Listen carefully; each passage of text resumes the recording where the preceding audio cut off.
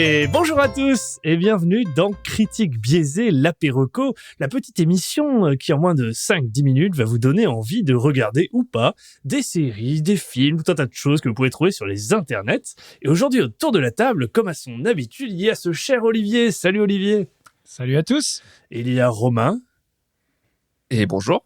Et il y a moi-même, Thomas, qui anime parfois cette bande de joyeux lurons. Pour aujourd'hui, au sujet de cet apéroco, nous allons parler, pour Romain, de Formula One Drive to Survive Season 3, si je ne m'abuse. C'est pas la 4, non, c'est la 3. Non, c'est pas la 4 du coup. Très bien, c'est la 3. Olivier qui va nous parler de Homecoming. Saison 1. C'est la 4, pas la 4. Saison 1. Non, c'est la 5. C'est pas la 4. Et moi-même qui vais vous parler de The One. Donc c'est The One, saison 1. Enfin voilà. La 4 Numéro 1. Nous allons commencer par un peu de Formule 1, un peu de V12. Ceux qui nous écoutent connaissent mon amour pour les grosses cylindrées, les voitures qui vont très très vite. Et Romain, je te cède donc la parole. Allez, et donc semaine après semaine, on change pas, je reste dans le sport. Ça plaît à Olivier, du coup il adore. Cette semaine, c'est de Formula One Drive to Survive, du coup, qui est sorti il y a 10 jours sur Netflix, à peu près. 3e saison. En plus, je suis un peu raccord avec la saison de Formule 1 a commencé dimanche. Donc, nouvelle saison, du coup. Et oui, on est vraiment au top de l'actualité. Tellement de recos dans ta chronique. C'est ça, c'est fou. Du coup, Drive to Survive, pour faire bref, on va suivre ce qui se passe dans une saison de Formule 1.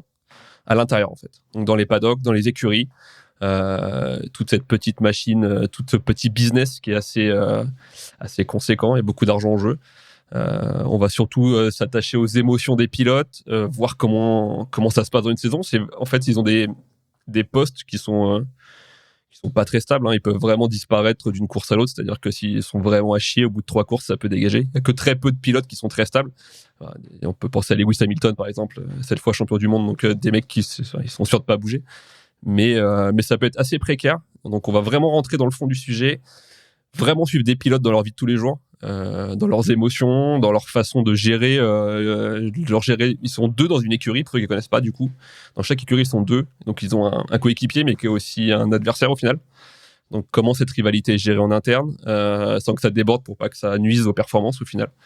Je conseille vraiment aux néophytes, même ceux qui ne connaissent pas la Formule 1, parce qu'au final, les courses, elles prennent pas une part importante de la série. Parce que c'est vraiment un monde et un milieu très, très intéressant. Il y a une phrase d'Hamilton au premier épisode qui résume bien le milieu, qui dit « Cash is king ». Et c'est vraiment voilà, l'argent est roi dans la Formule 1. C'est elle qui gère tout. Et je vous le conseille. Vraiment, néophyte comme... je pense que ceux qui regardent de la Formule 1 ont déjà vu cette série et l'adorent. Mais ceux qui n'en ont jamais entendu parler, allez y jeter un coup d'œil parce que c'est vraiment, vraiment très intéressant pour le coup. La saison 1 était excellente. Et c'est vrai que moi qui suis néophyte... Et la saison 1 est la moins bien. Ah oui, parfait. En plus, donc... Il me tarde de regarder la 3. Là. Bien belle valeur, ça me donne vraiment pas du tout. Mais alors, dis-toi envie. J'aime parce que, alors, dans tout ce que tu as dit, je me suis dit, le cash is king. Je fais, waouh, ok. Ensuite, tu as dit, non, mais ils ont une situation précaire, ils sont juste pilotes de Formule 1. Je me suis dit, c'est vrai, on est vraiment les petites gens, etc. Bref, ouais, mais ils sont ça pas là par hasard. Vachement bien. Non, ça a l'air vachement oui, bien. Mais je vois ce que tu veux dire, mais c'est pas des mecs qui sont là au hasard. Enfin, je veux dire, Cash is King dans la Formule 1, mais les mecs sont quand même les meilleurs pilotes du monde de quasiment tout sport confondu. Ils ont des réflexes. Non, mais en vrai, je pense que moi, je suis pas dans la cible parce que. En fait, j'ai jamais compris le délire des gens qui tournent sur un circuit en se disant. En plus, je me dis, pour moi, c'est un signe de fin de civilisation. Tu sais, on est dans une époque où on essaie de se dire. Quand même, la planète va mal, on consomme de l'essence pour des conneries, il faut voyager moins. Il y a des mecs, leur job, c'est de tourner en dépensant une... Mais pour la sieste, Olivier, c'est pour la sieste. C'est super de regarder les mecs tourner comme ça. Dédicace à tous ceux qui aiment les circuits. Coucou Bertrand et Cyril. Olivier, à toi, parle-nous de valeurs. J'espère que dans Homecoming, il y a des valeurs, parce que là, nous t'attendons au tournant. J'espère qu'il n'y a pas d'argent, pas de choses méchantes, pas de l'essence. Voilà. Oui. Allez, c'est parti. Homecoming qui est diffusé sur Prime Video en France et partout puisque c'est eux qui produisent. 7,5 sur IMDb, 3,9 sur 5 sur Allociné. Alors, de quoi ça parle ? Dans la saison 1, on va rencontrer Julia Roberts, qui campe une thérapeute dans un centre de réhabilitation pour vétérans qui sont revenus du front, la Homecoming Initiative, d'où le nom de la série. Très vite, on se rend compte que quelque chose cloche, globalement, un peu comme dans WandaVision, dont on a parlé récemment, en quelque sorte. Mais ici, l'objet du mystère, c'est une multinationale appelée le groupe Geist. Donc, on va suivre cette thérapeute à travers 2 époques, pendant qu'elle exerçait dans ce centre, et 4 ans plus tard, lors d'une enquête du département de la défense américain. Alors, quel est le rôle de Julia Roberts, de l'entreprise, quelles sont leurs intentions ? C'est ce à quoi cette première saison, en fait, de ce qu'on pourrait appeler un thriller psychologique, tente de répondre. Et pourquoi moi j'ai aimé, je vous en parle, c'est parce que on est clairement dans la série à mystère, plutôt bien ficelé. Alors c'est pas un rythme effréné, mais c'est pas lent non plus, je trouve. C'est un peu en forme d'anthologie, donc il y a des morceaux de puzzle qu'on doit essayer de reconstituer.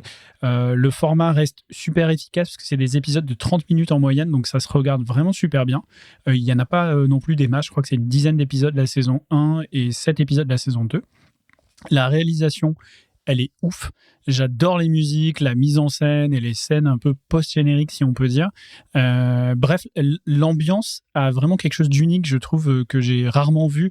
Enfin, moi, j'ai tendance à vachement aimer les œuvres d'art qui sont super complètes, super maîtrisées, etc. Et là, on est vraiment dans ce type-là de série. Ça joue super bien, en plus. Bref, moi, j'ai passé un super moment. Et si je vous ai pas encore convaincu, quelques petits arguments supplémentaires sur Homecoming. La saison 2 a pour actrice principale Janelle Monáe. La série elle-même a été imaginée par le créateur de Mr. Robots.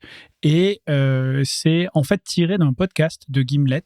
Vu qu'on est sur un podcast, je trouvais que c'était utile de le dire. C'était un podcast qui était vraiment basé, donc d'anthologie, basé sur des morceaux choisis d'enregistrement de sessions de thérapie. Et tu avais à comprendre l'histoire à travers ça.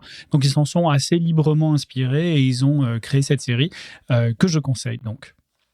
Superbe. Mais j'avais passé un bon moment aussi sur cette série. J'avais trouvé l'ambiance vraiment folle. Ouais, je l'avais regardé. J'avais regardé l'ambiance. J'avais trouvé l'ambiance vraiment très très folle. La réal, pour moi, elle est. Waouh. C'est un peu. Franchement, c'est vraiment cool. C'est bien fichu. C'est bien fichu. Regardez-la. Les amis, je vais attaquer avec une petite chanson. Et toi, Thomas ? J'attaque avec une chanson. L'amour, l'amour, l'amour. Désolé. On parle toujours. Alors, la chance que vous avez, c'est que c'est pas lundi matin. Lundi matin, démarrer comme ça, attaquer la semaine comme ça. Vous n'auriez pas été prêt. Je ne suis pas passé en premier par respect pour nos auditeurs. Mais voilà, l'amour, si c'était génétique. Et bien, c'est la question qu'on va se poser dans cette série The One. Un duo de chercheurs qui tombe sur une particularité génétique de la fourmi et qui fait qu'on peut tous trouver l'amour de sa vie, dont on sera immédiatement épris juste avec des brins d'ADN, donc un match scientifique, le Tinder 10.0. La CEO, une sorte d'Elon Musk version Cupidon, est aussi charismatique qu'intrigante. Que cache-t-elle ? Et comment serait un monde où le one true love est possible grâce à la technologie ? Et qu'adviendrait-il des couples dits du coup traditionnels ? Et c'est là la force de cette série, parce qu'au-delà du thriller, au-delà de juste il y a un CEO chelou et un peu bizarre, il y a une super technologie et qu'est-ce que ça va en être ? On dépeint vraiment le monde entier et ses changements autour de ça. Donc c'est vraiment la proposition de valeur de The One, cette sorte de thriller Black Mirroresque britannique, décidément, ils sont forts, ces grands bretons, et qui nous amène cette enquête, cette anticipation au travers de personnages assez brillants. C'est des bons acteurs, c'est un sujet qui est creusé. La seule limite que je donnerais, c'est justement le thriller, que je trouve un peu facile par instant. C'est des fois, ça fait un petit peu décrocher, il y a des facilités. Par contre, le monde dépeint est très complet, et ça, c'est super dans une série quand ça va plus loin que la simple histoire. Donc, ça va être donc une bonne série pour moi. Ça aurait pu être une mini-série. J'aurais kiffé qu'il le fasse en 6 épisodes et qu'il s'arrête là. Et du coup, il y a une saison 2, en tout cas, il y a une proposition pour aller sur une saison 2, et ça m'a un petit peu déçu. J'aurais bien aimé que ça se termine, que ça clôture les parenthèses de plein de storylines, et que ça se termine là. Donc ça vaut quand même le coup, bon moment, entre le corporate greed, de la réflexion sur le monde du match, des histoires de personnages. Donc moi, je le conseille, allez-y, c'est une bonne série, c'est britannique, c'est chantant à l'anglais, et puis c'est l'amour, quoi. Voilà. Moi, j'ai kiffé aussi cette série, j'ai hésité à en parler à ta place aujourd'hui, mais il y a eu des tractations parce que cash is king. J'ai donné beaucoup d'argent. Oui, c'est ça. Non, j'ai hésité à en parler aussi. Moi, j'ai vraiment adoré. Bon, je même réserve que toi. Clairement, ça aurait dû être une mini-série. Je sais pas pourquoi ils l'ont développé sur autant d'épisodes. Et le thriller, il est pas super impeccable. Par contre, le monde et les questions existentielles que ça pose sont ouf parce que vraiment, t'as pas forcément dit ça. C'est pas juste que la science t'aide à trouver ton one true love. C'est que apparemment, dans ce monde-là, donc il faut vraiment suspendre sa crédulité, mais dans ce monde-là, vraiment, la science a raison. C'est-à-dire, si elle te trouve un match, même physiquement, c'est super dur de résister. Donc, en fait, qu'est-ce que ça veut dire ? Imagine, t'es marié, t'es avec quelqu'un depuis 20 ans et c'est l'amour fou, toujours, etc. Tu vas être physiquement avec cette nouvelle personne où t'as eu un match, tu vas galérer de ouf si t'arrives en fait à résister. Et donc, qu'est-ce que ça veut dire ? Et qu'est-ce que ça change dans une société comme ça ? Est-ce que t'as des vagues de divorce, de suicide, de machin ? En fait, toutes les questions qui sont posées par la série sont vraiment top. Complètement. Ouais, ça fait vraiment réfléchir, se projeter à tout ça. Et c'est super intéressant, du coup. Ça en fait une série qui sort un peu de l'ordinaire en ce sens-là. Voilà, les amis. That's a wrap pour l'apéroco numéro. Bonne question pour le numéro. Je ne sais pas pourquoi je vis. 5. Merci. Nous avons des calculateurs mécaniques dans l'équipe. Oui.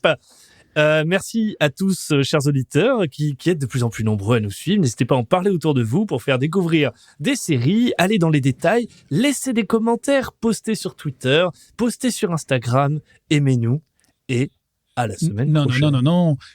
Postez dans Apple Podcast avec 5 étoiles si Moi, j'avais décidé de plus faire le forceur. Mais... il faut forcer. Je pense qu'il faut forcer parce que on a le regret de dire que la courbe de progression d'écoute n'est pas est bien plus rapide que la courbe d'ajout de review dans Apple Podcast. Donc continuez s'il vous plaît à nous soutenir parce que c'est le meilleur moyen pour nous en fait de rencontrer des nouvelles audiences et d'avoir des gens qui nous découvrent, etc. Et on aime les matchs, on aime l'amour. Peut-être une petite chanson. Non, mais avec l'amour. L'amour. Ouais, désolé. Allez, au revoir. À bonne semaine. Ciao, bonne semaine. À très bientôt. Bisous tout le monde. Au revoir.